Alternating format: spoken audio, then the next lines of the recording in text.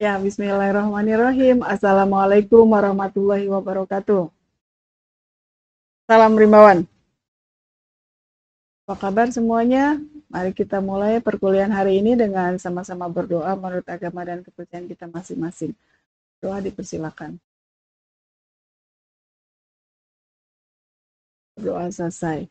Anda semua, hari ini kita akan berbicara tentang hidrologi hutan khusus dengan topik longsor lahan ya. Ya, dan tujuan CPMK kita pada hari ini mahasiswa memiliki pengetahuan, kemudian kemampuan analisis, dan mampu memecahkan masalah yang terkait dalam keberadaan hutan, iklim, dan kondisi hidrologinya. Dan mahasiswa mampu memahami proses longsor lahan dan faktor penyebab longsor lahan. Nanti semua faktor penyebab longsor lahan itu ada faktor internal ya. Faktor internal itu dibagi beberapa hal ya. Genesis morfologi lereng, ya, perubahan kemiringan dari landai ke jurang, ya, kemudian geologi, jenis-jenis batuannya, sifat batuannya, stratigrafi, dan tingkat pelapukan dari batuan. Kemudian dalam geologi ini ya juga bisa disebabkan oleh jenis-jenis batuan atau jenis tanahnya. Tanah tebal dengan tingkat pelapukan sudah lanjut, kemudian kembang kerut tanah tinggi ya atau lempung ya, itu juga sangat berpengaruh terhadap penyebab terjadinya longsor lahan secara faktor internal ya. Kemudian sedimen berlapis atau tanah permeable menumpang pada tanah impermeable ya. Kemudian perlapisan tanah atau batuan searah dengan kemiringan lereng. Ini juga berpengaruh ya terhadap faktor penyebab longsor lahan. Kemudian tektonik, tektonik atau gempa ya. Tektonik atau gempa ya sering mengalami gangguan gempa. Ya, ini akan berpengaruh juga terhadap longsor ya. Ya. Kemudian faktor luar, tadi masih faktor internal, sekarang faktor eksternal. Ada morfologi atau bentuk geometri lereng, ya. Erosi lateral dan erosi mundur atau backward erosion, ya, yang intensif menyebabkan terjadinya penggerusan di bagian kaki lereng, akibatnya lereng makin curam, ya. Makin curam suatu kemiringan lereng, makin kecil nilai kestabilannya. Kalau nilai kestabilannya semakin kecil, maka longsor akan kemungkinan semakin besar. Kemudian patahan yang mengarah keluar lereng, ini juga bisa menjadi penyebab longsor ya. Kemudian hujan ya. Hujan, akibat hujan terjadi peningkatan kadar air tanah ya. Akibatnya menurunkan ketahanan batuan ya. Kemudian kadar air tanah yang tinggi ya menambah beban mekanik tanah.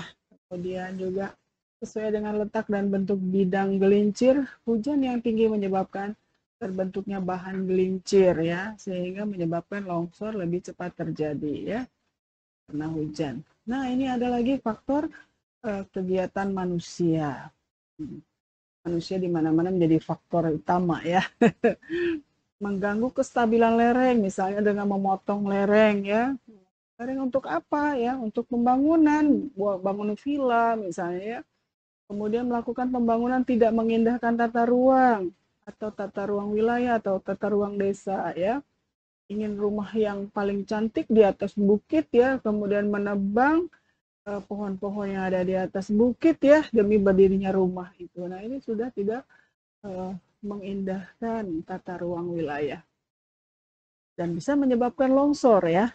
Kemudian mengganggu vegetasi penutup lahan sehingga air permukaan melimpah, misalnya overcutting ya, tadi Mbak Dewi bilang dengan penebangan ya, penjarahan atau penebangan tidak terkendali. Hal ini menyebabkan erosi mundur maupun erosi lateral. Kemudian menambah beban mekanik dari luar, misalnya penghijauan atau hasil reboisasi yang sudah terlalu rapat Ternyata ya reboisasi yang terlalu rapat dan pohon-pohonnya sudah besar di kawasan rawan longsor lahan dan tidak dipanen karena merasa sayang. Artinya ya, pohon-pohon yang sudah besar dan terlalu rapat ya dalam sebuah wilayah ini juga sebaiknya dilakukan eh, apa apa ya penebangan berkala begitu ya sehingga tidak menambah beban mekanik dari luar ya. Jadi apa tebang pilih ya kalau dulu itu ada istilah TPTI apa ya. Ya jadi apa tuh ya tebang pilih tanam Indonesia gitu ya. Kemudian apa ya penebangan yang secara lestari ya terus menerus dilakukan tetapi dia dengan perhitungan yang matang ya. Ternyata itu bisa mengurangi beban mekanik dari luar dalam sebuah lahan ya. Kemudian tidak memberi perhatian atau perlakuan khusus pada kawasan rawan longsor lahan. Nah, misal melakukan zonasi kawasan dengan memperhatikan karakteristik kawasan ya. Jadi kalau ini tidak diberikan perhatian khusus maka ini akan menjadikan penyebab longsor lahan ya. Jadi kalau daerah-daerah rawan longsor itu memang sebaiknya dijaga dan dilindungi ya. Lebih diperhatikan gitu ya dengan karakter-karakter yang sering terjadinya longsor pada lahan. Jadi kalau manusia karena bisa berpikir, maka faktor-faktor ini bisa menjadikan perhatian yang utama oleh manusia untuk mengurangi terjadinya longsor lahan. Karakteristik kawasan rawan longsor. Patuh, ya. Kawasan yang mempunyai kelerengan lebih dari 20%. Ini lumayan ya, kelerengan lebih dari 20% ini ya. Nah, kemudian tanah pelapukan tebal, kemudian sedimen berlapis ya. Lapisan permeabel menumpang pada lapisan impermeabel ya. Terjadi tumpang tindih ya antara dua lapisan ini ya. Kemudian tingkat kebasahan tinggi atau curah hujan tinggi. Kalau hujan terus-menerus ya dalam kelerengan tertentu ya, maka akan menyebabkan terjadinya longsor. Kemudian patahan yang mengarah keluar lereng. Nanda semua ini erosi lateral intensif ya, menyebabkan terjadinya penggerusan di bagian kaki lereng ya. Tadi sudah disebutkan tentang hal ini sehingga lerengnya makin curam. Kemudian mekanisme tektonik ya, kemudian perlapisan di lereng dan di perlapisan sama ya. Kemudian makin curam lereng, maka makin ringan nilai kestabilannya. Jadi kalau tambah curam gitu ya, itu tambah cepat longsornya ya, apalagi ditambah hujan yang terus-menerus ya. Rekayasa teknik ya atau pengendalian dari perlahan di mana nih ya? Menghindari atau mengurangi penebangan pohon yang tidak terkendali ya dan tidak terencana atau overcutting, penebangan cuci mangkuk dan penjarahan. Artinya kalau overcutting, semua ya yang namanya over itu ya kurang baik ya.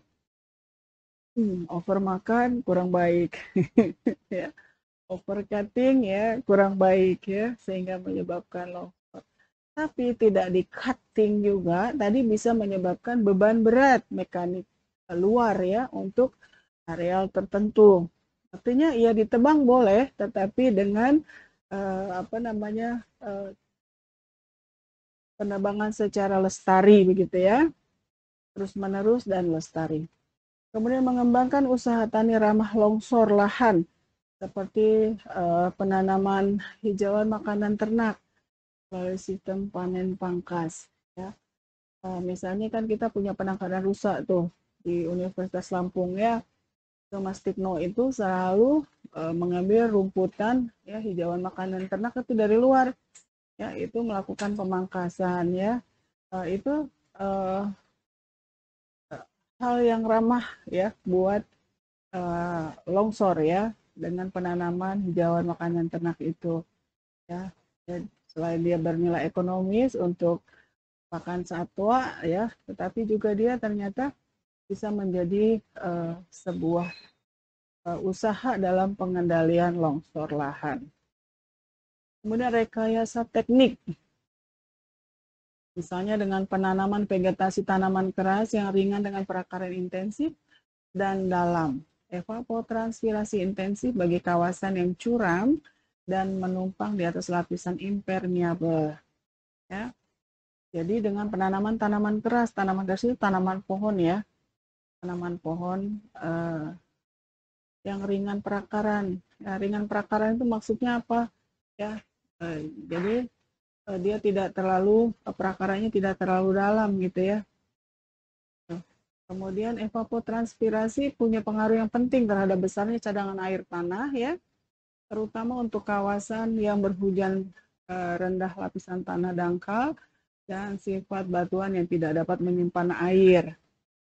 Kemudian evapotranspirasi berperan mengurangi kejenuhan tanah ya, agar tidak terjadi akumulasi air di lapisan impermeable yang justru akan menjadi bahan gelincir dalam kejadian longsor tanah. Jadi bisa dilakukan hal-hal atau rekayasa teknik ya yang bisa dilakukan oleh manusia. Ini masih dalam rekayasa teknik ya, mengurangi beban mekanik pohon-pohon yang besar. Nah ini yang tadi kita ceritakan ya, berakar dangkal dari kawasan yang curam dan menumpang di atas lapisan impermeable. Ya, jadi kita mengurangi jumlah pohon ya yang sangat besar, sebagaimana tadi disampaikan dan dijelaskan bahwa terlalu penuhnya lokasi tertentu dengan sejumlah pohon yang sangat rapat dalam kelerengan yang cukup curam, ya, itu menambah beban mekanik luar dari areal tersebut, sehingga kita bisa menguranginya secara perlahan ya, sehingga pada waktu terjadi hujan ya beban mekanik luarnya juga tidak terlalu besar, dan dengan rekayasa teknik ini ya kita bisa perlahan-lahan mengendalikan longsor tanah. Anda semua ini membuat saluran pembuangan air pada daerah yang berhujan tinggi dan merubahnya menjadi saluran penampungan air dan tanah pada hujan yang rendah. Bisa dibuat seperti itu ya, direkayasa dengan teknik seperti ini.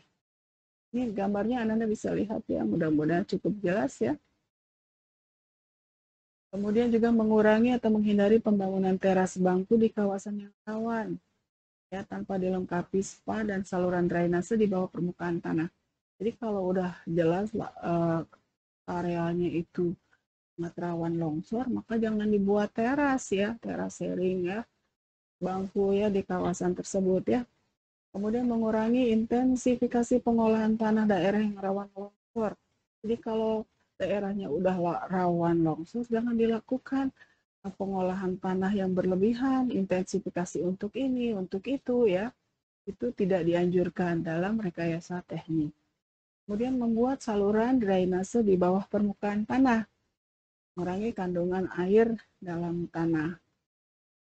Jika perlu bisa dilengkapi dengan bangunan teknik sipil atau bangunan mekanik ya.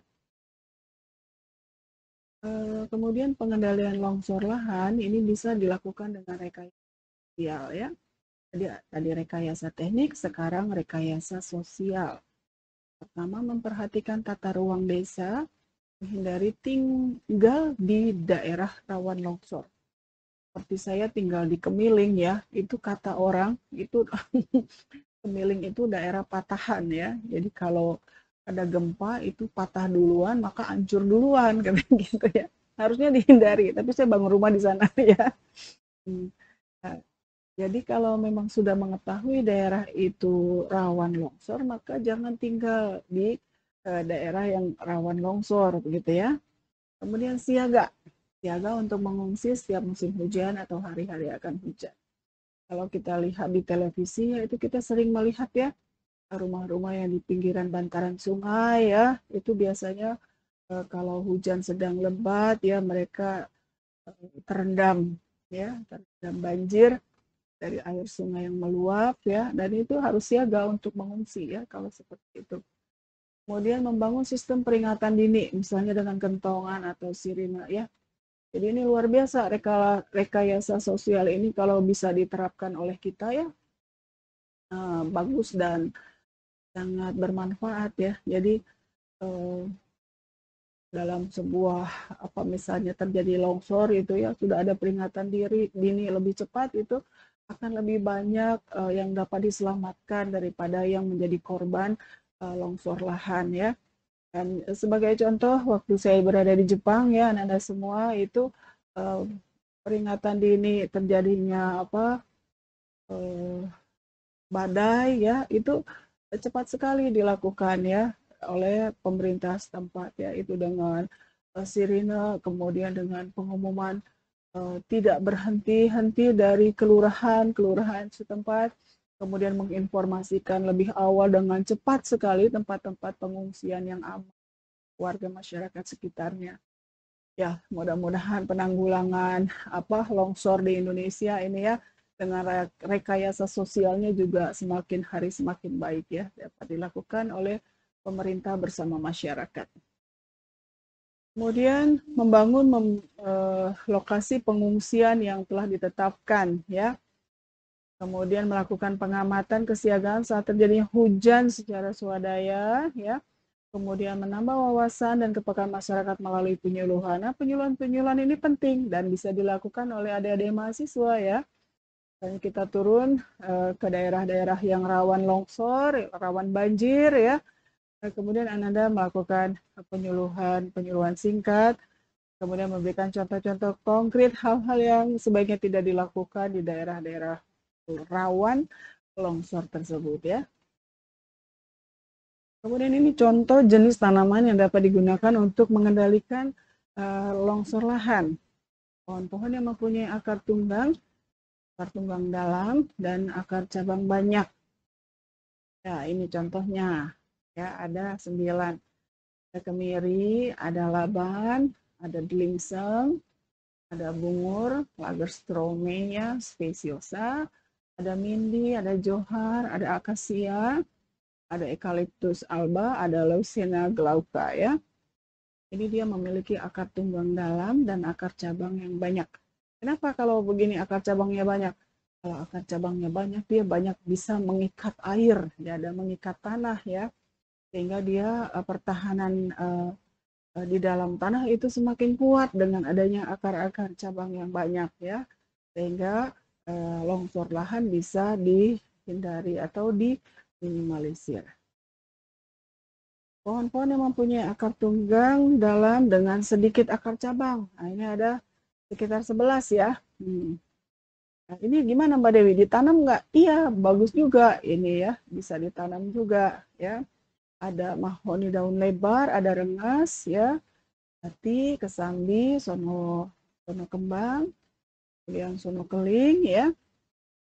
Kemudian terengguli, ada tayuman, asam jawa, dan pilang. Jadi tanaman ini bisa menjadi alternatif yang digunakan untuk pengendalian longsor. Jadi kalau tanaman ini ditanam di daerah yang miring dan curam, ini cukup baik ya untuk mengendalikan longsor.